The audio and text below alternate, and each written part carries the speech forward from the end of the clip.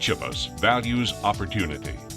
Whether it be making new friends, or improving our skills, or further enriching our lives, opportunity fosters growth. Since 1968, Special Olympics has opened the doors to opportunities to millions of athletes with intellectual disabilities throughout the world. By offering year-round sports training and athletic competition in a variety of Olympic-type sports programs for children and adults with intellectual disabilities, Special Olympics strives to give its participants choices.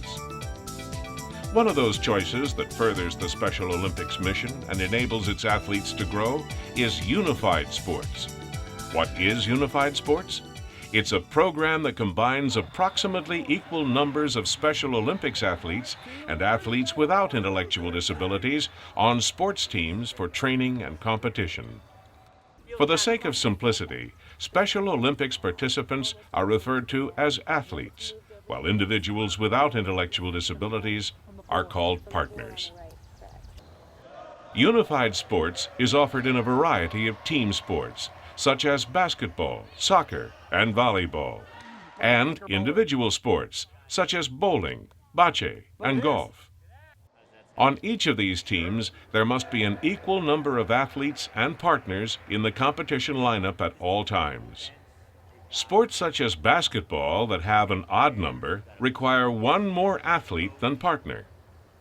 Depending upon an individual's ability level, there are different choices available in Unified Sports. Team sports, such as basketball and soccer, offer the best experiences when athletes and partners are of similar age and ability levels.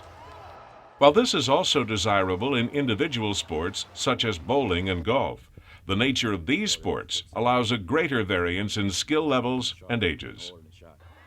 Unified Sports follow national governing body rules for each sport, as well as any Special Olympics modifications. In addition to the proportionate roster size and equal number of partners and athletes in a lineup during competition, Unified Sports rules require teams be placed in competition divisions with other teams of similar ability levels. Additionally, an adult non-playing coach is required for team sports. There is an alternative Unified Sports option for those athletes interested in improving their skills and gain comprehension with partners of higher abilities. In Unified Sports training programs, the partners' primary roles are to teach and facilitate success for their athlete teammates. They embrace a mentoring philosophy and use their more advanced skills to teach rather than to dominate the competition. Why is Unified Sports a valuable opportunity? There are several very important reasons.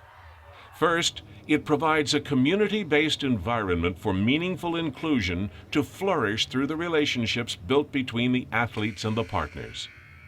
Second, new friendships emerge as a result of the collective experience, and there is a broadened understanding. Third, it changes attitudes of the general public who, when they see Unified Sports being played, come to realize that Special Olympics athletes are more alike than different from their non-disabled peers. And fourth, athletes and partners further enhance their athletic, social, and communication skills. One way to best summarize these benefits is through the Unified Sports motto, which reads, "On the field, we're teammates. Off the field, we're friends." It just opens the door of opportunity in so many ways, because now they play together at recess, they have lunch together, they eat pizza together, they go to movies on the weekend. They are friends. The purpose of this video is to help you understand the essential components of a successful Unified Sports program.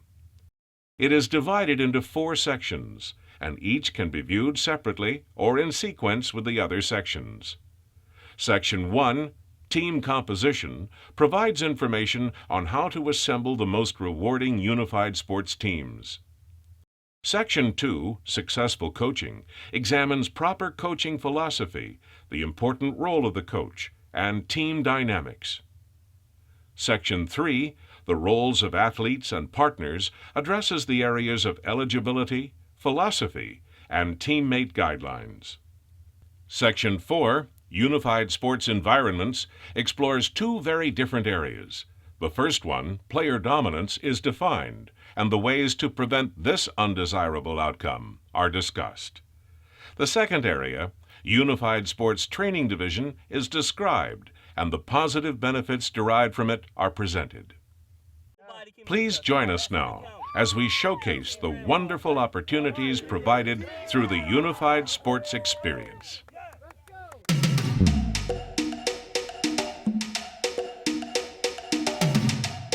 In this segment, we will discuss the principle of meaningful involvement, proper sports selection, considerations when assembling a team, and the team assessment process.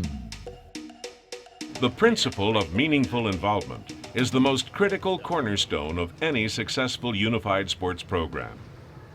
Directly extending from the Special Olympics philosophy, meaningful involvement states that every teammate should play a role and have the opportunity to contribute to the team. Further, every individual on a team should be valued for his or her unique talents and skills and be given the chance to use them. Quality interaction between all members on a unified sports team ensures a positive and rewarding experience for everyone. When starting a unified sports program, it is vital to offer a sport that interests athletes and partners, is appropriate given their ages and abilities, and ensures meaningful involvement will be achieved. This requires an examination of the different characteristics between team sports and individual sports. Team sports, such as basketball, soccer, volleyball, floor hockey, and softball, share similar qualities. First, these sports require a shared interdependence among teammates. In basketball, for example, the team moves the ball and creates shots through passing, dribbling, and setting screens, all skills that need to be executed by different members of the team. Second, these sports also involve interactive physical contact with the opponents during the game. Third, these sports require an individual to be able to perform more than one skill in a setting that changes quickly due to the flow of the game. Consequently, athletes and partners wishing to play team sports need to have higher skill levels, and their ages and abilities need to be similar. Individual sports, such as bowling, golf, and bocce, differ greatly from team sports. Why? Most significantly, there is no interactive physical contact with opposing players, and the interdependence within a team does not occur during a high-paced, fast-changing competition environment. In these sports settings, an individual performs his or her skill independently, and their teammates do the same. Their scores are cumulative individual totals. Since these sports environments pose less risk, and the scoring rules require each teammate to make equal contributions through their individual scores or performances, athletes and partners can have a greater variance in age and ability levels. Now that you understand the challenges presented by the two categories of sports, what are the considerations to begin forming unified sports teams? First, you need to identify a group of interested Special Olympics athletes who could benefit from an inclusion experience within the community, improved socialization, and higher levels of competition.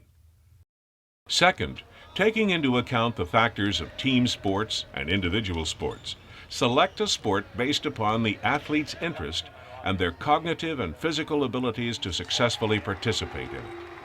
Third, use a targeted approach to recruit individuals without intellectual disabilities or partners by approaching schools, community sports programs, and family members. Candidates initially selected should be of similar age and ability levels as the Special Olympics athletes, especially for team sports, and they should demonstrate a willingness to abide by the unified sports philosophy. Remember, just like individuals with intellectual disabilities, there are a number of people who do not get the chance to play on